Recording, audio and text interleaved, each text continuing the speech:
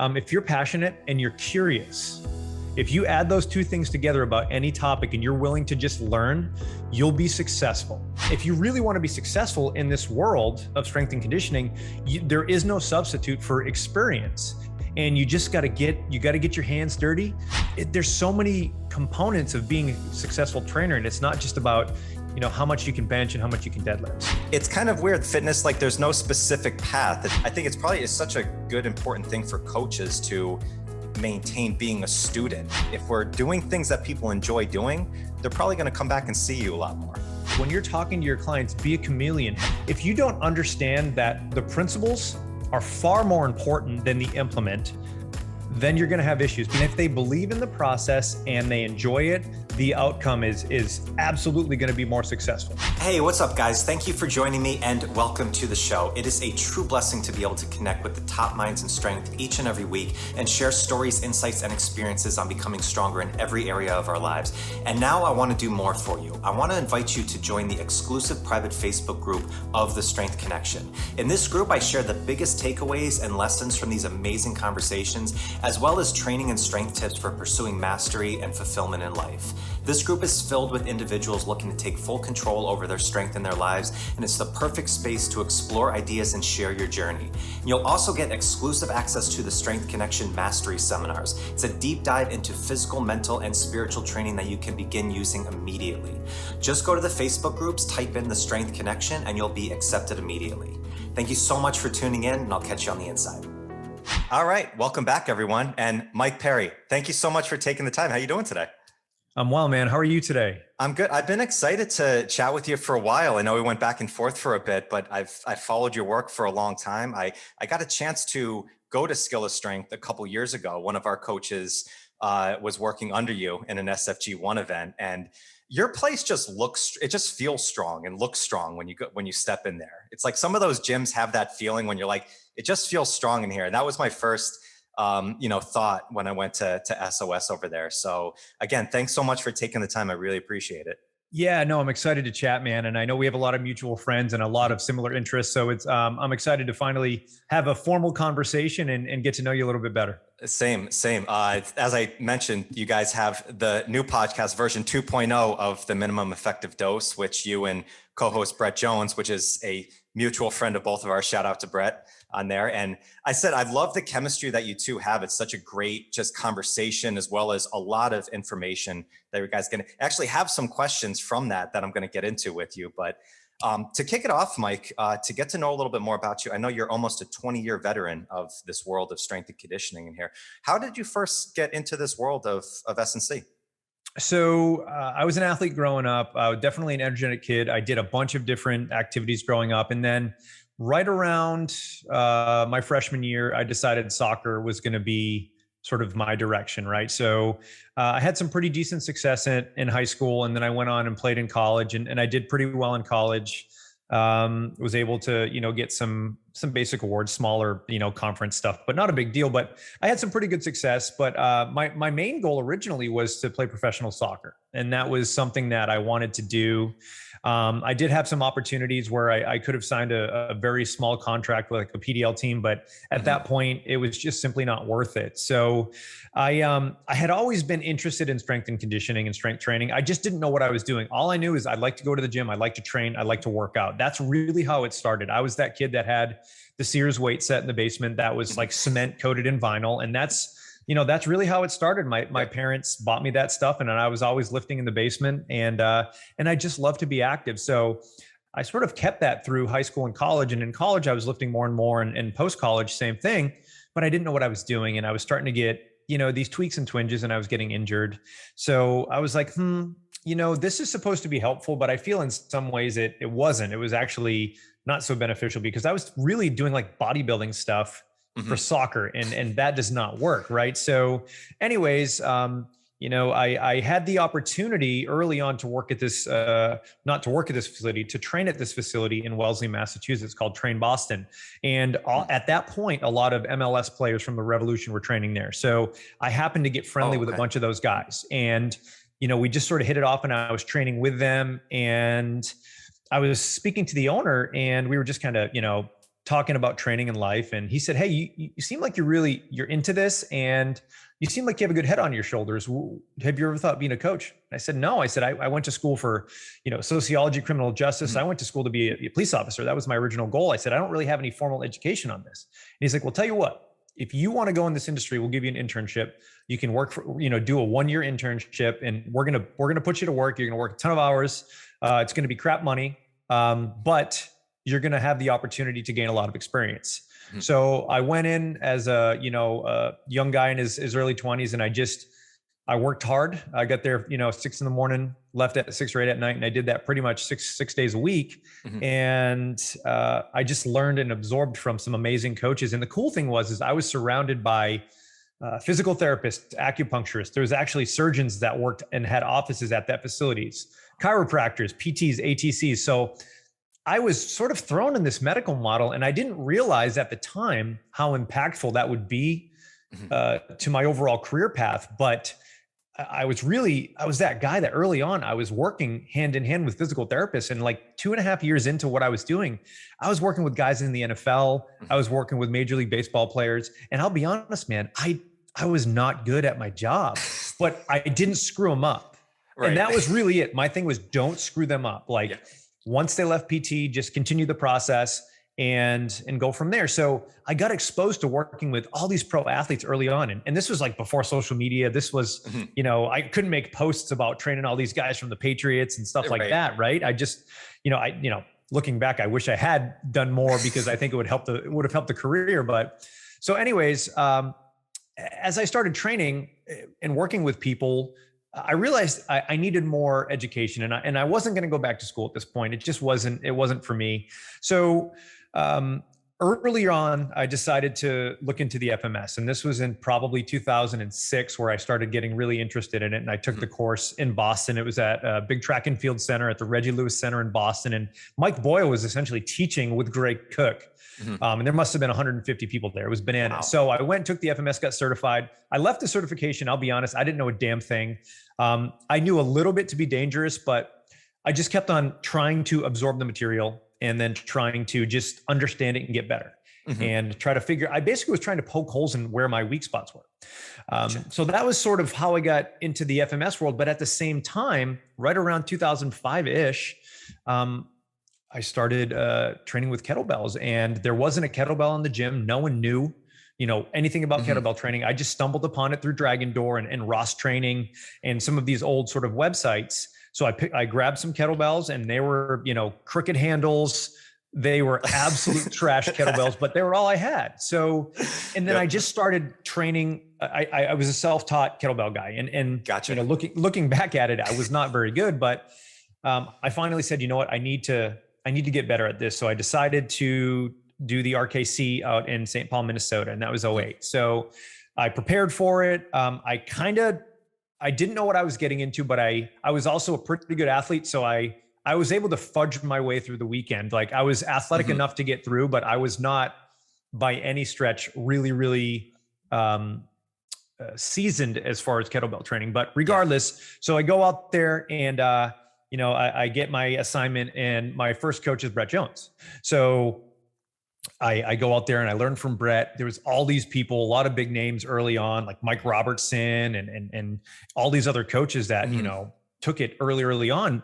And I just got really into it. And so I left, I got certified. And like everybody that goes to their first kettlebell certification, I'm like, when's level 2? Yeah. Like, I can't wait to do level 2, right? Like a tattoo. When's the next one?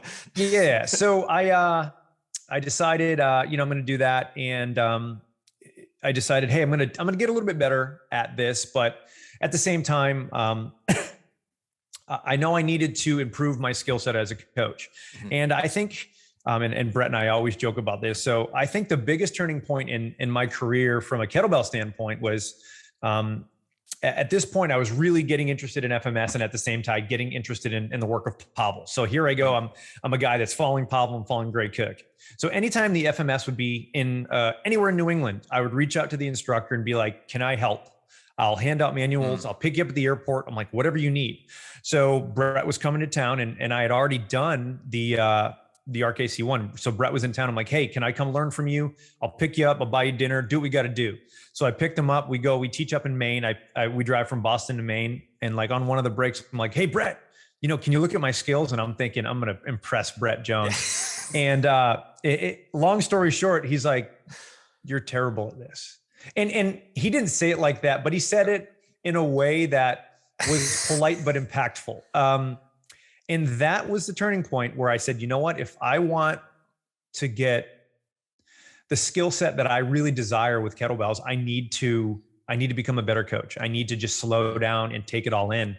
And that was the sort of beginning of my kettlebell journey with that. And ever since then, I've just been go with kettlebell training. And kind of the same thing happened with FMS too, right?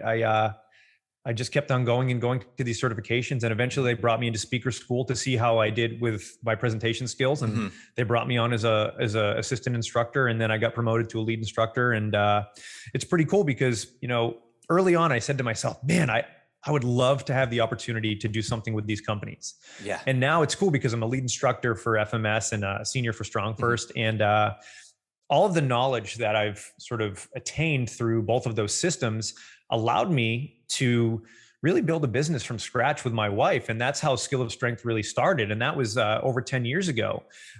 We had the opportunity to find a space locally, and I'll be honest, we didn't have a lot of business experience, but my wife went to school for business, so she understood that end of things. And I knew that I could work really hard and I was good at training. So you get two people with different skill sets, but want to work together. And, we basically started from this, tiny spot in our current location, which is like 2,200 square feet. And then we expanded 2 more times. And now we've got a thriving gym that's been around for 10 plus years. And, all of those experiences have led me to where I am today. And now I'm just very fortunate. I get to work with a lot of other coaches. I get to go teach, lecture, present. I do perform better as well, and a bunch of other things. So yeah, that's really how it all happened. It was not the normal path, right? I mean, a lot of people these days, they get their bachelor's in exercise phys, they get their master's in whatever, and then they go and do their thing. I was the total opposite. I was like, I basically had zero education, formal education. And I was just, hey, I know that I can outwork people. And that was my skill set. I can work harder than people. And if you need me to work 16-hour days, I will work 16-hour days. And that's really, that was my mindset. And through this journey, I've been able to, we've learned more about business, and we've learned more about coaching, and I've got to make some great connections with people. So it's been a wild ride. And now I look at it, I'm like, wow, man, I've been doing this for 20 years. And man, it seems like it's been a blink of an eye, but at the same time, I'm like 20 years, man. It's been a lot of work, but we're pretty fortunate. It's crazy. I had an old client once who ran a financial business, and we were talking once during a session, and he was talking about bringing some new people on, and he just asked the question, it's like, how do you train experience? And it's kind of like, it's an interesting question because, like you said, I kind of came from similar backgrounds, Mike. Like I didn't really know much about health and fitness. I wanted to help people. And I just went into a gym with really no idea of what it was, but I was just willing to go in at 5, 6 o'clock in the morning and stay till 8 o'clock, 9 o'clock at night if I needed to, just to learn. And was it kind of early on when you were in your young 20s and you were getting around all this medical field and stuff? Was it almost something like you thought this was just the norm, almost like took it for granted a little bit of how much information you were getting so quickly? Well, I was definitely overwhelmed. It was like drinking from a fire hose, right? And I knew that there was something different and special about the people that I was around and the place that I was in, because it was so different than anything else I had ever seen, especially having clinicians and strength and conditioning coaches under one roof. And it also the skill set, right? I mean, the stuff that they were talking about was like, it absolutely blew my mind. And, I grew up going to, I had my own little basement, crappy gym, and then the second I got my license, I went to this old World Gym in Foxborough, Mass, which was like in a basic, like old dilapidated mill building. And I was around all these power lifters and, these guys wrapping their knees, and they've got the smelling salts. And then I moved to a couple other different places. So I knew something was different when I was there. I just didn't know how it was different, but I knew that, hey, if I want to be successful, I think if I spend time with these individuals, I think good things will happen. And they were really tied into the early sort of social media days of Brett and I were talking about this the other day. Ryan Lee had this website, and it was all about kind of functional training. And then, Perform Better was a little bit out there, but it really wasn't what it was today. So I knew that I was headed in the right direction, but I didn't know exactly what I was getting myself into. And now it's just like, wow, I'm so glad that I followed sort of my gut instinct on that, because it's allowed me to achieve some pretty cool things. I'm pretty proud about where we're at, and we still have a lot of work to do, but it's been a crazy ride for sure. Yeah, I remember, because I got into this world through FMS first and then RKC. I remember that St. Paul, Minnesota Community Center of RKC1, which was that, snatch test first thing. You're carrying that bell around all day. Things have definitely evolved over that. Everybody has some flashbacks of going on from there. But you mentioned that, like, drinking from a fire hose. Like, I remember my first time with FMS training, I learned from Gray and Lee at a New Jersey Sheridan or so. And kind of the same thing. What I found so interesting was it wasn't just about a workout of the day type thing anymore and like getting a sweat on. It was really, there was a system that was involved in it and putting that together. And that's what I saw of how FMS and StrongFirst, it seemed like they really came together with it, is both of them were systems and they really figured out how to complement each other from there. So when you got into like FMS work, and then you said you just started kind of self-teaching yourself in kettlebell work, what was it about the kettlebell that was so intriguing to you? So I initially got into the kettlebell world because, first I was interested in it for sure, but early on in my early-ish 20s, I was doing a bunch of CrossFit stuff, and this was before there were boxes. Like, this is before there was any locations you could visit. I was going to the CrossFit website and doing the workout of the day. And I was this young athletic, former college athlete that, from an athletic standpoint, I never had issues. Like, I could always do athletic things fairly well, and I adapted quickly, but I didn't understand movement. And I had a pretty significant low back injury. I was just overdoing it and had a couple disc herniations early on. And luckily I was able to get through that without surgery. I did a bunch of rehab, but I just had heard kettlebells are great for low backs. And I was like, cool, I'll buy a kettlebell and start swinging it. And here's the thing. It was kind of cool. I remember doing sort of my first couple kettlebell workouts, and, I wish I could see those videos, because it would be terrible. But I realized that even though I didn't understand truly how to swing very well, my back felt better. And I didn't know why. I just knew, if I do this, I feel better. And that was it. Like, literally, I didn't understand biomechanics. I didn't understand what a friggin' hip hinge was. I just knew I felt better. And that is really what was the catalyst to dig a little bit deeper in the world of kettlebells. And then obviously, once I got involved with the RKC early on and learning from people like Brett and Pavel, that was pretty huge. And then I just kept going. And I, did my level 2. My level 2 is Dan John. So I have Brett Jones, I have Dan John, and then I did my CKFMS with Gray Cook. Yep. And the crew out there. So I was like, I also just got lucky, man. I got these 2 amazing coaches with Brett and Dan. Like, what's the chances of that happening? Right. So I was just lucky. So, and that was really the start of it all. And ever since then, I've been just passionate about teaching and learning. Well, it's interesting with luck, right? Because, like, putting yourself in those opportunities to just be around those types of coaches is such an impactful thing. I think it's a good message, especially for young trainers, because it's kind of weird. Fitness, like, there's no specific path. It's not like a doctor or a lawyer a lot of times where you go to school, you get this done, and then you do, X, Y, Z, you put your time in, and then you become partner. It's like you can go in a lot of different worlds from there. But from learning from those people and just gaining that experience, I think it's a really good lesson for young coaches just to kind of put that time in and be around those people. Like, I just came back from Chicago at the Dome and did the SFL there. And it's been 3 years since I was a student of anything, and learning from Fabio and Annalisa. You forget, I think, as a coach, of what it means to be around other people and just, who get challenged, who really keep, challenging you to learn more and make you feel good on it. And I think it's such a good, important thing for coaches to maintain being a student, because that's really how you always continuously excel. Yeah, absolutely. And, if I could give any sort of simple advice to younger coaches is, yes, we have this world of social media now, and social media can be incredibly impactful, but it can make you go to places that you don't need to be, right? You can go down some crazy rabbit holes, but if you're passionate and you're curious, if you add those two things together about any topic and you're willing to just learn, you'll be successful. Okay. And that's the one thing that I don't think people think about it. It's a process. And the problem is in a world of social media, we get these likes, which is this instantaneous feedback of success, right? You post something and you get a bunch of likes and a bunch of comments and you think, wow, I'm doing it right.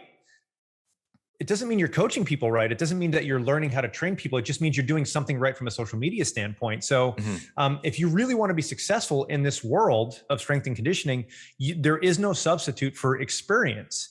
And you just got to get your hands dirty, and you just got to go all in, and you've got to learn all of those little skill sets that will allow you to become a successful trainer. And that's not just about making cool exercises and making flashy videos. It's about developing the ability to communicate with your clients, understanding program design, understanding what makes your client tick.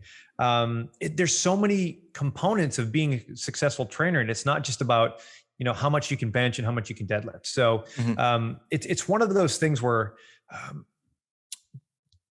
would say for young coaches, don't be so determined to rush the process and hack your way to success, because if you try to hack your way to success, you're going to become a hack, right? And that's really not going to go so well. So take your time and develop that foundation, develop that background. And if you develop a really, really wide base, your peak is going to be that much taller.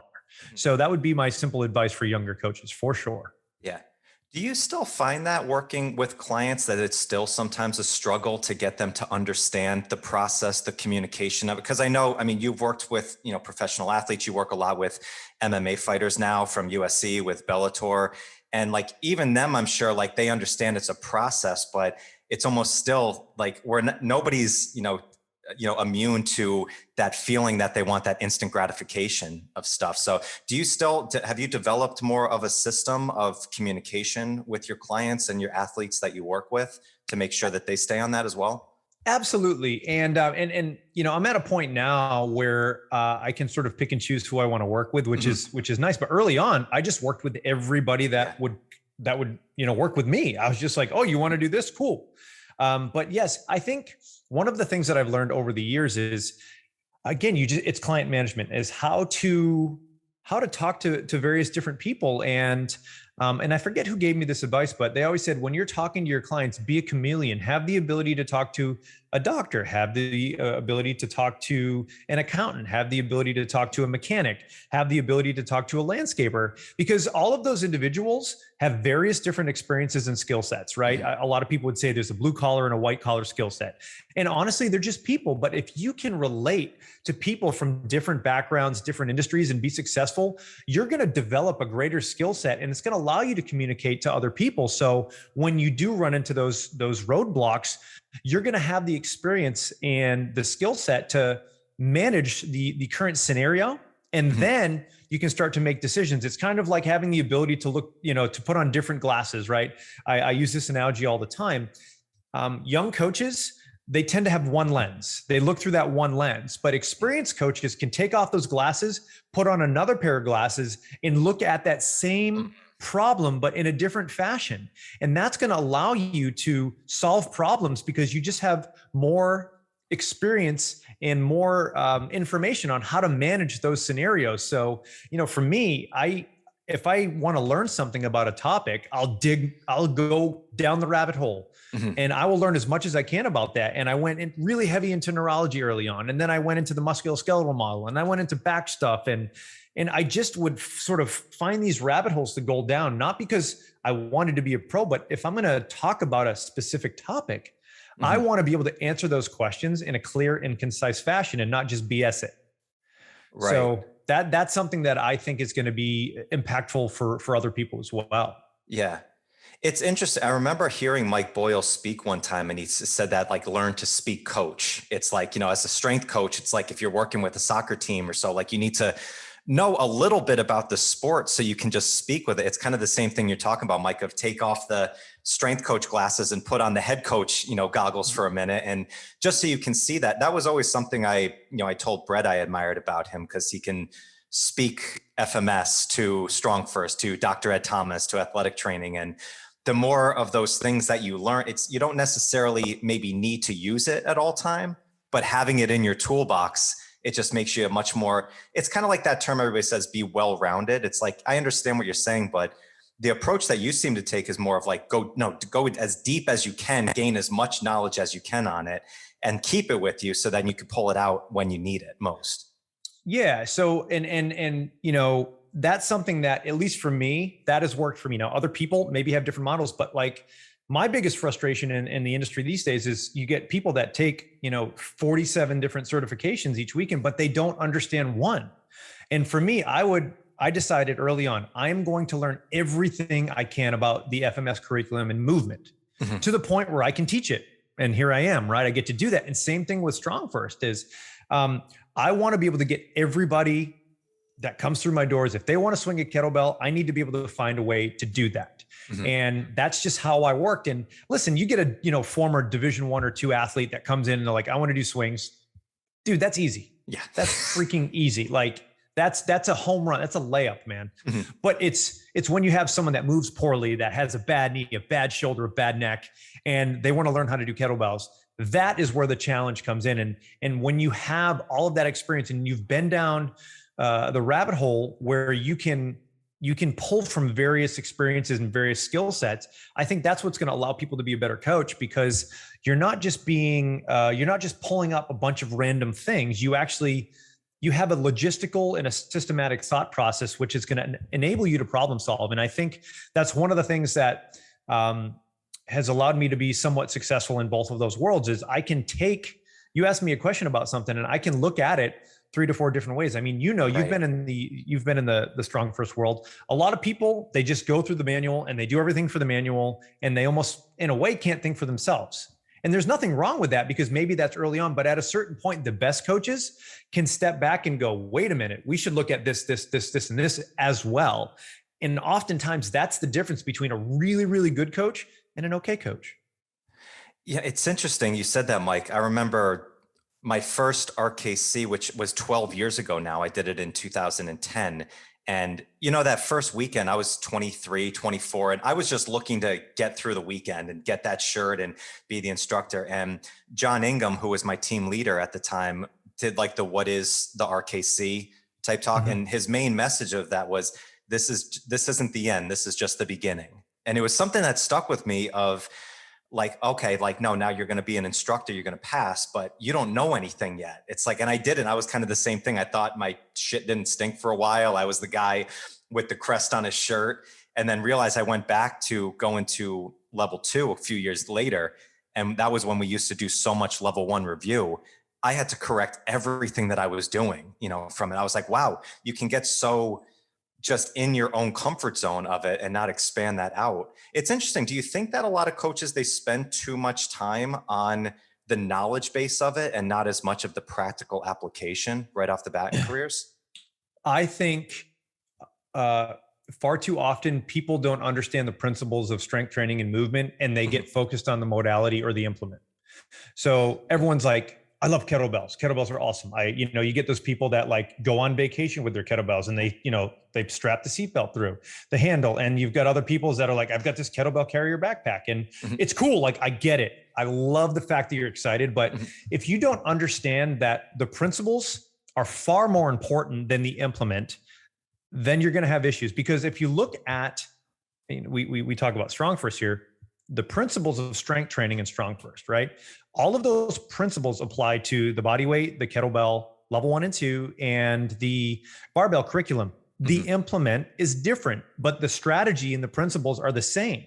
But if you are so focused on being a kettlebell person and you don't understand the difference between tension and relaxation and how to use that skill set, and you don't understand how to teach people how to move correctly, it doesn't really matter, because you become a one-trick pony. And then eventually you're going to do all of these things that have gotten you success, and then you're going to fall flat on your face and you're going to hit all these walls because you've been chasing these methods and you've been just following these cool methods, but you don't understand the principles behind it. And that's the big thing that I think people miss is, we talk all the time in StrongFirst, tension is strength, but guess what? You need to learn how to use the right amount of tension when you're swinging or when you're pressing, when you're deadlifting or when you're doing a pistol squat. But we also know that if you use too much tension, you're going to be tired. Right. If you don't use enough tension, you're not going to be successful. So it is this continuum. We're learning how to apply the right amount of tension at the right time with the proper timing. That is where the magic happens. So I think people get too focused on the exercises and the implements rather than the principles and the patterns. That's such a great way to put it there, of the principles versus the modalities. I'm probably a victim of that myself, down there of, loving the one tool and then you put everything into that, when in reality, no, it's the principles behind it. Because if you have a client, all of a sudden they just do not like the kettlebell, what are you going to do? You can't help this person at all. It's like, no, if you follow the systems of it, then everybody can get strong. Strength is not an exclusive thing just to a limited number of people. Everybody can join in this party and do what they need to. Absolutely. And I was talking to someone the other day because they were talking about, everybody knows the basic patterns: squat, push, pull, hinge. They got friggin' t-shirts that have all that stuff. But here's the thing people don't understand. People are, and especially coaches, because we all have egos and we all have our confirmation bias. People think you need to do this, right? In order to get strong. You need to barbell deadlift to get strong. No, you don't.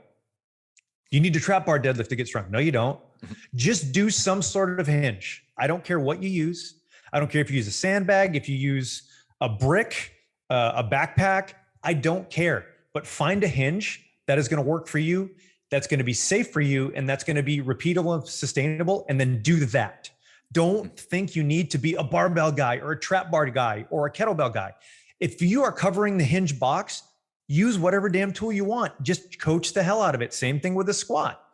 You can squat a bazillion different ways. And I think too many coaches force feed their favorite exercises to clients that don't need it. And that's where injuries happen, right? Or, I was working with another professional athlete where, he was saying he worked with a coach that was really big into Olympic lifting.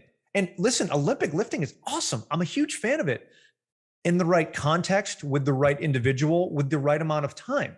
Because guess what? If you want to develop explosiveness through the Olympic lifts, it's going to take months and months and months because it's so highly technical. There's nothing wrong if you want to be an Olympic lifter. Awesome. But if you think you're going to get someone on day one, teach them a hang clean, and then they're going to be more explosive, you're absolutely full of shit, and it's not going to happen. So you can't get married to the fact that I love this exercise, so everybody else has to do this exercise. And far too often, what do we do as coaches? We project our favorite things on our clients because if we like them, everyone else will like them. And you know what I do? I tell my coach, listen, what exercises do you enjoy that we do? And if they say they enjoy it, we always do those exercises as long as they're safe and they're impactful. And if they don't like it, I'm not going to do it. I'm just not going to. They're paying me a lot of money to work with me. And I'm not going to force feed them things that they don't need or maybe isn't appropriate. And that just takes a lot of time. It's one of those things that drives me absolutely crazy when coaches are like, you have to do this exercise. No, you do not. Any coach that says you have to do this, this, this, and this, do not pay them. And they're absolutely full of shit because there's more than one way to get from point A to point B. I made a post about this the other day. It's like putting your GPS in, right? If I'm going to drive from here to New York City, I'm going to say, this is my point A and this is my point B in New York City. And then I use the Waze app. Waze will give me 3-4 different routes. As long as I get there safely and efficiently, cool, awesome. But there's several different ways to get from point A to point B. There's not one way. And the problem is a lot of coaches, based off of their ego and their confirmation bias, think this is the way and this is the only way. And it's absolutely horseshit. Yeah. I love that you said of asking what people enjoy doing. That's something I think that gets lost a lot in us with fitness, of do they actually enjoy doing this? And I remember when I was in the studio, we had a way that we develop people in kettlebell skills. They start with the swing and get up, kind of the foundational work. And then you go to one arm work and cleans and snatches, all the other stuff that you go on. And we had one woman who for 2 years never wanted to do anything except 2-hand swings. It's like she just liked doing it. She didn't want to go into the other stuff. We asked her if she wanted to do it. She's like, no, I'm good here. And she kept just building her strength up, she lost weight. Her posture, came up. She had some shoulder pain that went away just by doing an exercise that she loved to do. She probably did like 3 or 4 different things over a couple years, but she kept coming. And the big thing for her was she wanted to stay consistent, with it. And she enjoyed doing it. So it's kind of getting off the advanced strategies, model of just, especially with general population. It's like, if we're doing things that people enjoy doing, they're probably going to come back and see you a lot more. Absolutely. And if they believe in the process and they enjoy it, the outcome is absolutely going to be more successful, right? But if you force feed people things that they do not like, or maybe for some reason they've had a bad experience with that other exercise, they're not going to want to do it. And you just need to be aware of that, because there is absolutely a psychological component of this and how things work. And the course that me and my colleague Eric Degatti put together called Principles of Program Design, we have a talk about the placebo and the nocebo effect. And one thing that people don't understand is placebo means to help. The Latin origin is to help. Nocebo, the Latin origin is to harm. So if you literally look at the origins of those two words, the placebo effect can be impactful anywhere between 20 and 85%, right? Yeah. And the same thing goes with the nocebo effect. So if someone tells you this is going to be bad for you, guess what? You're probably going to think it's going to be bad for you. And the same thing goes for medicine, right? You get people that are like, I love kinesiotape. There's some people that are like, kinesiotape is bullshit. Who cares if it's helping? It does not matter, because again, the placebo effect is just as strong as some of these modalities. And that's one thing people don't understand. They're like, well, kinesiotape doesn't do anything. Does it help your client? Does it make them feel better? Then it's doing something and you should do it. And that goes back to sort of the psychological component of working with individuals, because if they enjoy it and they're going to be consistent with it, do that. Right. Yeah, it's so interesting you said that. I remember when I first got into FMS work and all I was doing was screening people, and I got really good at knowing how to get results from shoulder work. So I was almost naturally in my head as a young trainer, like looking for shoulder issues throughout like an FMS screen, and Brett even said this in CKFMS when I did it. It's like, step back, look at the whole thing, because you're zoning in on something that you can fix when their hips are going all out of whack and everything there. So it's like, stepping back. That's why I think going back to just, it's so important to get that experience in and just kind of build that toolbox so you can look at everything, from it and actually work with the individual from there. Absolutely. And, most people have heard of the jar of life analogy, and the jar of life analogy, for the listeners that don't know, I don't know where it came from, but I believe the origins was from a professor talking about sort of, here's a jar. Okay. And they fill up the jar with really, really big rocks. Yep. And those big rocks are, the most important things in your life, right? Those are family, friends, et cetera. Right. And then you ask, is the jar full? And some will say yes, some will say no. Well, then you put in pebbles, and those are the secondary things like work, finances, blah, blah, blah. And then the same thing goes with, sand lastly. And then finally it gets filled. And I think a lot of the times in training, we look at the sand first before the rocks, right? We're looking for a slightly winging scapula when their left ankle doesn't move, or, we're looking for things. It's kind of like, if you think about a red car, then all you see is red cars. So I think when we develop this sort of skill set, we think automatically, oh, it's got to be this, it's got to be this. But you're right. We do need to step back and say, well, wait a minute.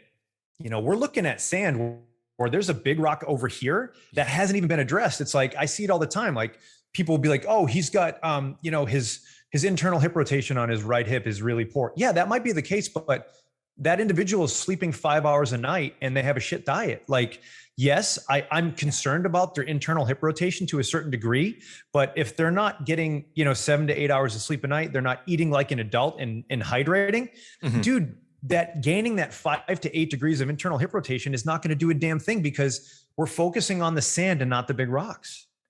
I love that analogy of it. I heard a version of that story too, of the guy, after the sand was in there, then he poured 2 beers in on top of it that filled even the gaps, and said, no matter what's going on in your life, it's never a bad thing to go grab a couple of beers with a friend. Hey, you know what? And honestly, that is as true as it gets right there. And we should just stop the podcast right now, because that's a perfect ending. That's such a mic drop right there. Well, it's when in the podcast that you did with Brett, and you guys were talking about the minimum effective dose. I forget whether it was you or Brett who talked about like the best recovery method is a program you don't need to recover from, and it's like, so looking at the other things of sleep, of work stress, of environment, we had a story once of a client who was suffering from neck pain. And she kept coming in over and over, and we were trying to do every corrective exercise for her, trying to do every different strength exercise under the sun. She felt great because it was warmed up, but then the next day she was coming in again and it was still off.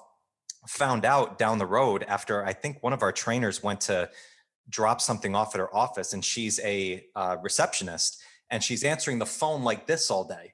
Yeah. She went and got a headset, fixed her neck problem. Yeah, right. And that's an environmental situation, right? A lot of the times people are like, it's my neck, it's my neck, it's my neck. No, it's what you're doing to your neck all day. Yes. So here, and you can't bring a corrective strategy for 10 to 12 minutes a day to something someone's doing for 10 hours a day. It simply will not work, because again, all you needed to do is just get them to not crank on their neck in one direction and, trap the phone between their ear and their shoulder, and things get fixed. So we have to look, that's the idea of stepping back, right? Because we all want to do the fancy corrective stuff, but if that individual, based off of their habits and their lifestyle and their job, is doing this repetitive pattern, you can't corrective exercise your way out of that. You just have to make a complete overhaul, and you have to step back and be like, what are you doing? And I have a bazillion different examples. Sorry about that. A bazillion different examples of scenarios like that, where people wanted exercises where what they really had to do is change their lifestyle a little bit. Yeah.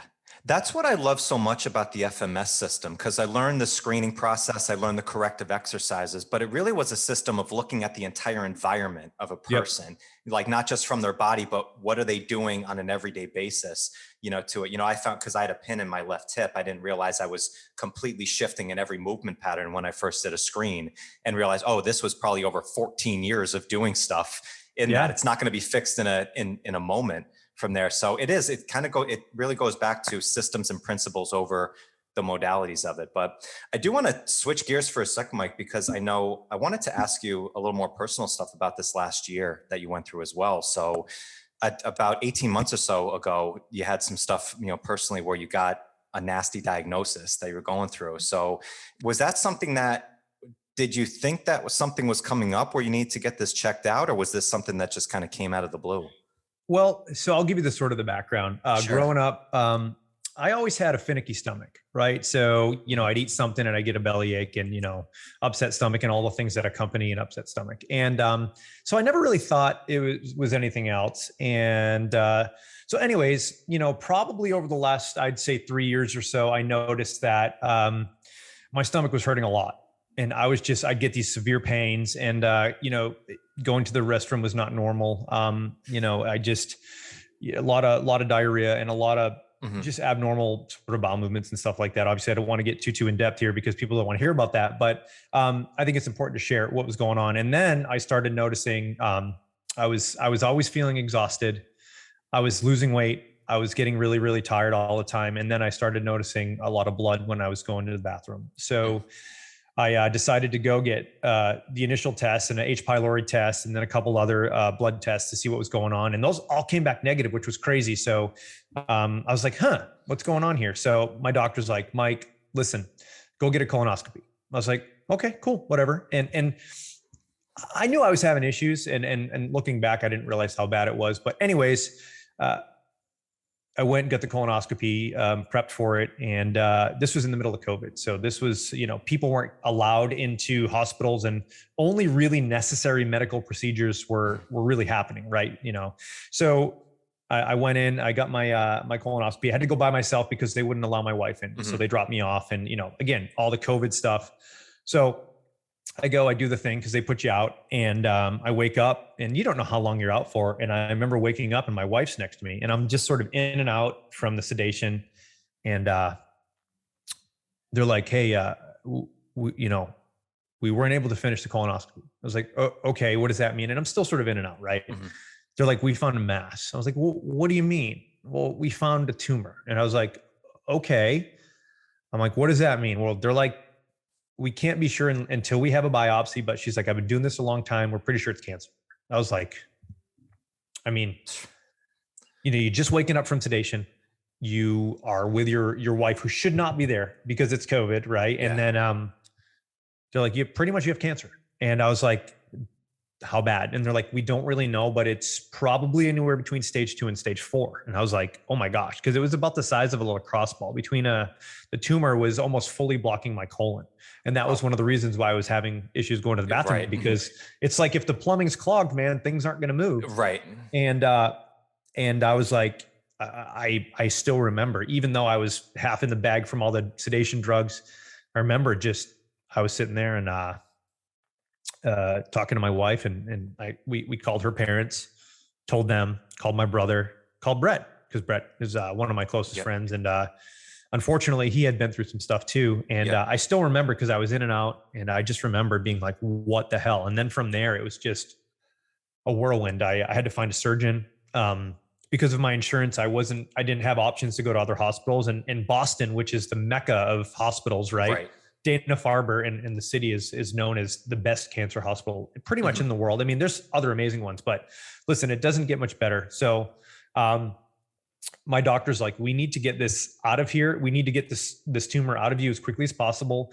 And you're going to follow that by chemotherapy. So within a month, I got my surgery taken care of. Luckily, there was a local doctor who a lot of our friends knew and actually worked for, and said, listen, like, this guy, I would let him operate on me, and I would let him operate on my family members. This guy is legit. So I was like, cool, we'll do it. And I didn't have any other options, to be honest, because there were no other local GI surgeons that had his reputation and skill set. So I went in, got the colon resection. And that was really the right thing to do. And then from there, we actually were able to switch our insurance, because just the way that our insurance fell throughout the year, we were able to re-up. And then post-surgery, I was able to go to Dana-Farber. They all agreed it was the right decision to do the surgery. And they both agreed on my course of chemotherapy. So I did 6 months of chemotherapy every other week for 6 months. So I'd go in on a Wednesday.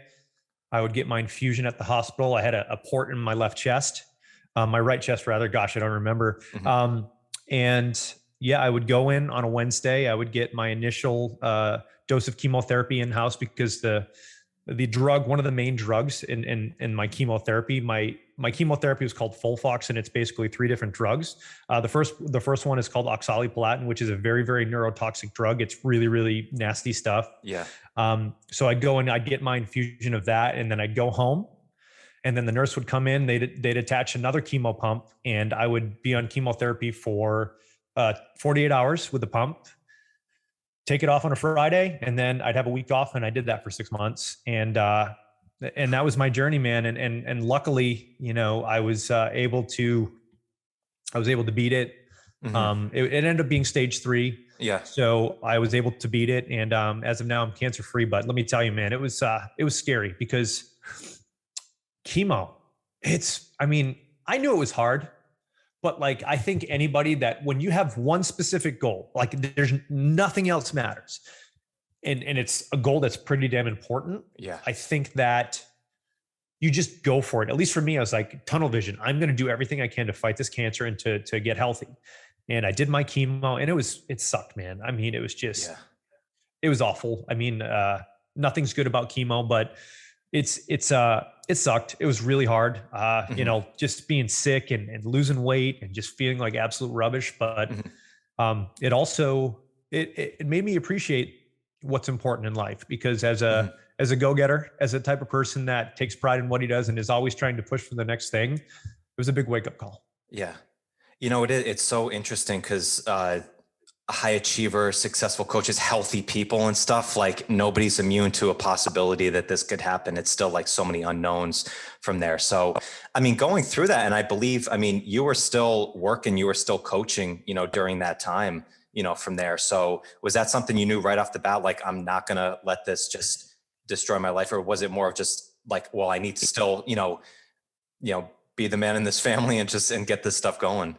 Well, so it was a combination of a few things. So right after my colon resection, I literally couldn't, it would take me 30, 40 minutes to walk 100 feet. I've been through some painful stuff, but when they essentially do a surgery where they cut you wide open, and obviously, because it was colon cancer, they have to go through all the deep muscles and all through your, move the organs out of the way and get the tumor. And then they bring it out to the front. So, I have a big scar in my stomach where they pulled it out, but the pain from the surgery was just something I've never felt before. Because listen, I can work through some discomfort. I'm not the toughest guy in the room, right? And I don't even want to be, but at the same time, I was like, I got to get through this. So it sucked. I worked through it. And then I said to myself, I need some sense of normalcy, because when you get diagnosed with cancer, everybody that you know personally really well, and even people that are sort of not on your inner circle, they all like, how are you? How are you? How are you? How can I help? How can I help? And there's nothing wrong with that, because I think it's just a natural thing that people do. But for me I didn't want to be the cancer guy. Like, I didn't want people to be like, how are you? What can I do for you? And people were so sweet and so nice, but I knew for me that I wanted to try to keep my life as normal as possible. So I still worked. I still worked 3 days a week. So I'd work Monday, Tuesdays all day. And then Thursdays I'd come in with my chemo pump and I'd be walking around with my bag on, coaching people. If I didn't feel well, I'd excuse myself and I'd go into the bathroom and I'd throw up and be sick and, just kind of, rinse my face, brush my teeth quick, get some mouthwash and go back on the floor. And it wasn't because I was trying to be a hard ass. It was simply because I know that those little decisions to just keep working hard and keep fighting is going to help me long-term. And that was my approach. And I also wanted to show my kids, that life is tough, but you just got to keep fighting, and quitting for me was not an option. And life's going to be unfair, but sometimes you just got to bust your ass and keep moving forward. And that's what I did. And it was more to show my kids that, like, life is not fair, but you got to keep the hammer down. And that was for me a lesson that I don't know if I would have been able to teach my kids any other way. Yeah. It's that sense of normalcy that you talked about is such a vital thing, that we don't think of that as something of value a lot of time, of just having that normal routine that we have, until something comes in like this and threatens that. And so many, it's a weird thing when you just hear that word, you hear that big C word, and everybody, they all mean well, but it's like you kind of have this sign that you don't want to have to carry around your neck, where everybody's making sure that you're okay. And like you said, it's all coming from love. It's all coming from support and caring. But at the same time, in your own mind, a lot of it's like, why the fuck do I have to go through this? Yeah. So it's almost like the Scarlet Letter, right? I mean, it's not the same scenario, but it's like, you're the cancer guy and everybody knows that you have cancer. And it's funny because I remember going to family functions or going to see people, and they're all like, well, you don't look like you have cancer. I'm like, well, that's great. Thank you. But I don't know where I'm at. So thank you. Like, I mean, I tried to fake it. And again, not to be deceptive, but just because, again, I didn't want all of that attention on me. That wasn't what I wanted. That isn't the way that I normally deal with things. And it's not that, being the center of attention is necessarily a bad thing. But again, when you get diagnosed with cancer and you're in a scenario with a bunch of people, you are kind of the one that gets more attention because of your current scenario. It'd be the same thing if you had a newborn. Like, if there was someone at a party and they had a brand newborn baby, everyone's going to gravitate towards the mom and to the baby, right? Because it's a big thing. And I think for me, that was the scenario with cancer. Yeah. And during that time, you were pretty well documented of your journey of going through this. And you put some very vulnerable moments out there on your social media channels of saying this sucks, and really open, where a lot of other people would keep that very closed off. So, was that something that early on you were like, I want to document this more personally, or was it a message that you wanted to deliver out for kind of the people that followed you? Was there something specific about that, or was it just more of this was a release for you? Well, I think it was a combination of all of those. For me, I feel that men in general aren't really good at sharing what's going on in their lives, and in general aren't very equipped to talk about mental health, and a lot of men have communication issues, and that's sort of how a lot of men have been brought up. So for me, I felt like sharing the vulnerability of my experience is going to be impactful because, everyone's like, oh, kick cancer's ass, bro. And you got this, you're a hard ass and blah, blah, blah. And I'm like, yeah, cool. Great story. But, I'm going in the bathroom and I'm sick as a dog and this and that. So I wanted to share my journey for one, awareness, because I was 41 years old, right before my birthday, 2 days before my birthday, I got diagnosed.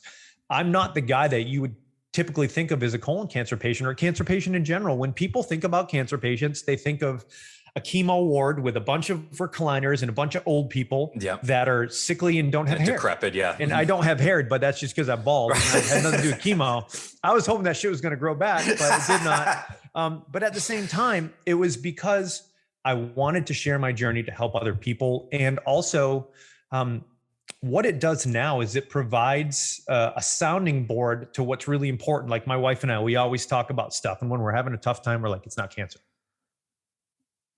And that is what we bounce everything off of. It's not cancer. Like, oh man, I had a bad day at work. That client was a jerk. It's not cancer. Yeah. And I wish people would realize what's important in life without having to go through this. And I think people learn the hard way. And I just don't want people to learn the hard way like I had to. And it's not like it was my choice, but sometimes people don't get it until something really shitty happens. Yeah. And I would rather share my story and have someone else learn from my experience and be like, you know what?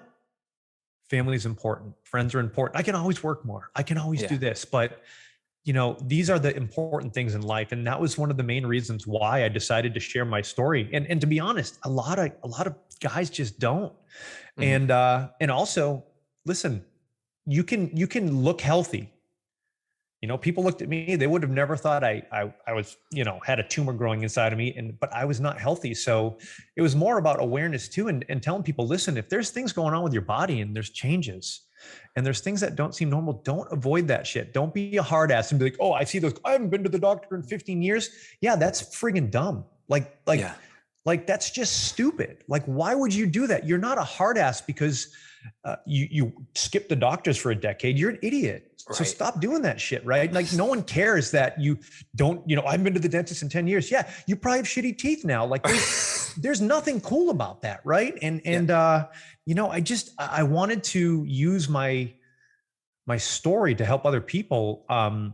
And I feel like I've been able to get a little bit of a platform to help others. And really that's what it's all about. Yeah.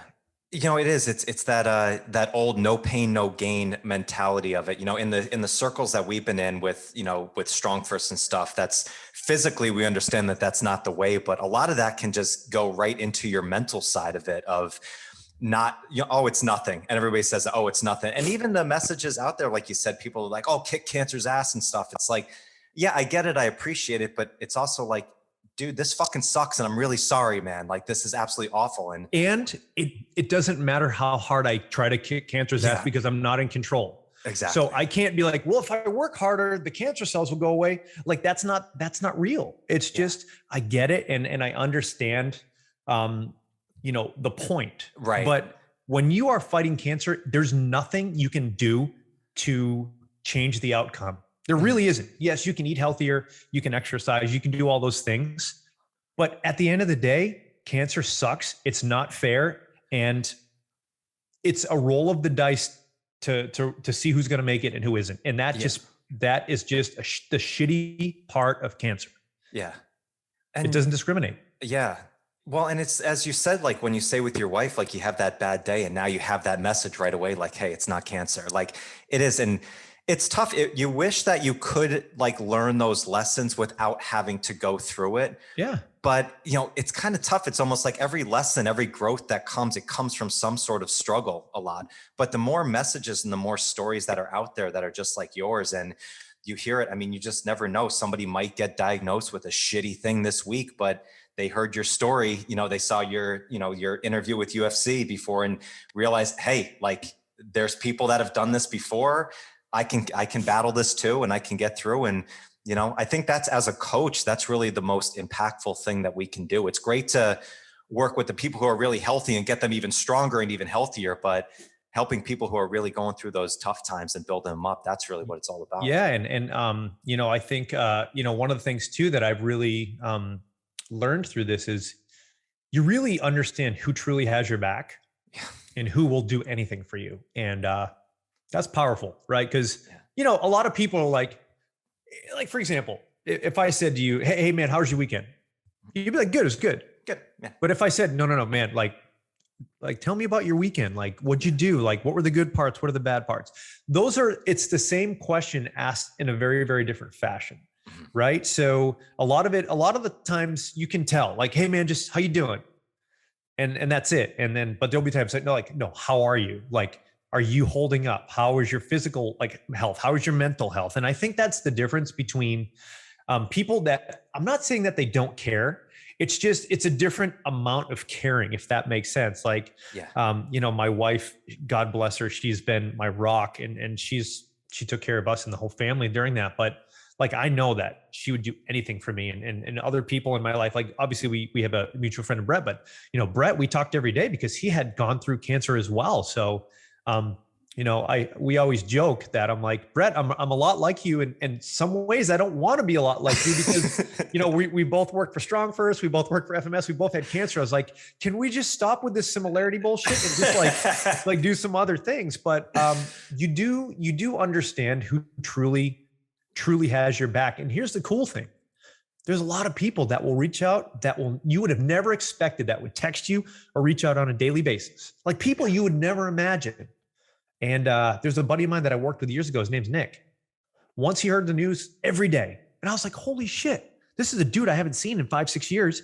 And he's just checking in. I know that he cares. And then there's other people in your life that you thought would have been checking in and you don't hear from them at all. Yeah. And it is what it is. I'm not picking on people. It's just the reality of being someone that gets diagnosed with cancer. Yeah, it's amazing what troubling times like this just do for relationships, whether it's be your closest relationships or friendships. I always said when I went through it as a young kid, for my parents, a lot of times having a sick kid can move them in opposite directions. Fortunately for me, it really bonded them and grew them even closer together at that times. And same thing, like, you and your wife, she's your rock at that time. A lot of relationships can go astray from times like this. So you really find, that's a difference of strength, right? In StrongFirst, that's the message. Strength has a greater purpose. I named this podcast The Strength Connection because it's not just the physical side, it's the mental, it's the spiritual, it's the emotional sides that come together. So it's unfortunate that these things come up in life, but it's kind of almost in many ways makes life worth living because you find those really strong bonds during. Yeah, you do. And, I think it's kind of like the whole sort of idea of, you grow from going out of your comfort zone, right? We've all seen the infographics and the memes and where it's like, here's where you are, here's your comfort zone. But I truly do think that when you experience something that's just really big, whether it's cancer, whether it's a job loss, whether it's a relationship that has gone sour, there is an incredible opportunity to learn and grow. And if you do not take that opportunity to learn and grow, in my opinion, you've missed an important life lesson. And the hard part is making the commitment to go, you know what, this sucks, this is awful, but I'm not going to play the victim, and I'm going to do everything I can to learn and grow from this. And I think a lot of people, they just quit. They just mentally quit. And I'm not judging anyone because, man, people have different stories. But when it gets hard, when life gets hard and you get challenged, whether it's cancer, whether it's financial stress, relationship stuff, it's a glaring opportunity to learn and become a better version of yourself. And I'm grateful in a way that it was me and my family, because I don't know if I could have dealt with this if it was my wife. So for me, I honestly, and it's going to sound silly, but because of being a cancer survivor, I'm a better dad. I'm a better husband. I'm a better coach. I'm a better friend. And I don't know if I would have learned those lessons without being diagnosed with cancer. And I'm not saying that, hey, the best way to become a better version of yourself is to, have something shitty happen. Yeah. But my point is that I'm hard-headed. And unfortunately, I had to learn those experiences the hard way. But here's the cool thing: at least I learned from those experiences, and I hope other people look at their challenges in life, and they say, you know what? Yes, this blows, but I'm not going to be the victim. I'm going to take this opportunity to become a better version of myself, and I'm going to learn. And that's really what it's all about. Yeah, that's it's perfectly said, Mike, right there. I think I'm going to leave it at that. That's just perfectly stated right there. So, Mike, this has been a blast. I really appreciate you taking the time. This has been one of the most, deep and impactful conversations we've had on this podcast. And I really, really appreciate you taking the time. Yeah, no, it's, as you can tell, I'm pretty passionate about this stuff, and it probably comes through in my conversation, but, it's important, man. And, it's something that I think, again, it's every shitty thing is an opportunity. And if you just approach it that way, some cool stuff can happen. And thank you for having me on. And I apologize for getting a little teared up, but no need to apologize at all. It's this is real stuff that goes on here. And I think this is such a, I'm appreciative of the message that you put out here. It was the first chance I got to really speak with you, but I've followed your journey during this time. So I kind of felt like, okay, I can see what Mike's going through. And I went through it early on in myself. So there was a kinship right there, and you can see, and it's so powerful. I mean, the community side of, we're all going through a lot of stuff, sometimes it's cancer, sometimes it's relationship, like you said, sometimes it's emotional stuff, sometimes it's job loss. But all those, as you said, as tough as it can be right in that exact moment, it is a glaring opportunity to grow and to expand, and you learn from it. And you're just a perfect example of that. And I really appreciate you sharing the story. And there's even more stuff I want to get into, so I'm going to have you back on the podcast again at another time. So yeah, sorry. When it comes to that stuff, I tend to ramble a little bit, but next time we can talk about like steak and beer and boom, dumbbells and barbells and kettlebells and we can eat raw liver and make it just seem like super like testosterone filled, and we'll go from there. That's it. Bro science with Mike Perry. That's what's 100%. Awesome. So the podcast, The Minimum Effective Dose, that's out now, all podcast platforms. People can go check that out. Yep, absolutely. We just released season 2, episode 1, also known as episode 13. Whatever, it doesn't matter. We're just going to keep pumping them out. We've got a bunch of them out there. And so you can go check that out. Brett and I have been working hard at that. We've got a bunch of topics that I think people are going to be interested in as well. Perfect. Are you doing any events? Are you teaching any StrongFirst events coming up? So nothing really for StrongFirst. Got a couple projects sort of that are coming up that'll be released in the next 4 to 6 months, which is pretty cool. Nice. Those aren't definite yet, but I am actually going to be teaching. I'm going to be traveling a little bit. So I'm going to be speaking at Perform Better in Chicago. I'm going to be talking about principles of program design. Oh, nice. Which is also a new course that I put out there with my colleague, Eric Degatti, principlesofprogramdesign.com. We've got an online course. And maybe, what we can do is maybe we can set up a code for your listeners to get a little discount on that course if they want to check out the online course. I'm trying to see what else. Let's see. I think that's pretty much it. Some private courses that I'm going to be teaching. And we are going to be doing a live Principles of Program Design course at Perform Better headquarters down in Providence probably in the fall. So we're going to be doing that. And then, just, some other stuff that we always have at our gym. But got a bunch of guys coming up, big fights coming up as well. Yes. So, so you can always find me, but, I'm always, doing stuff out there speaking and doing stuff, whether it's, training fighters or speaking or grappling myself. So if anybody wants to learn more about this stuff, feel free to hit me up on Instagram too. It's at Coach Mike Perry. If you have any questions about any of that stuff, I'd love to, I'd help you out whenever I can. Perfect. And we'll drop those all in the comments for everybody so they can check that out. Mike, thank you so much, man. I really appreciate it. Until next time when we go into the bro science and steak and beer.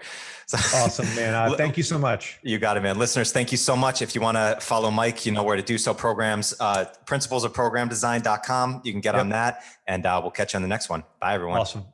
Thank you so much for joining me today. I hope you found some great value here. And if you like this episode, please drop a comment and leave us a 5-star rating and review. It does more to build the show than you can imagine. And do not forget to check out and join the Strength Connection Facebook group. In this group, I share the biggest takeaways and lessons from these amazing conversations, as well as training and strength tips for pursuing mastery and fulfillment in life. This group is filled with individuals looking to take full control over their strength, and it's the perfect space to explore new ideas and to share your journey. And you'll also get exclusive access to these Strength Connection Mastery seminars. It's a deep dive into the physical, mental, and spiritual training that you can begin using immediately. So do not wait, go now. Seriously, go. All right, much love to you. Thank you so much, and I'll catch you on the next one.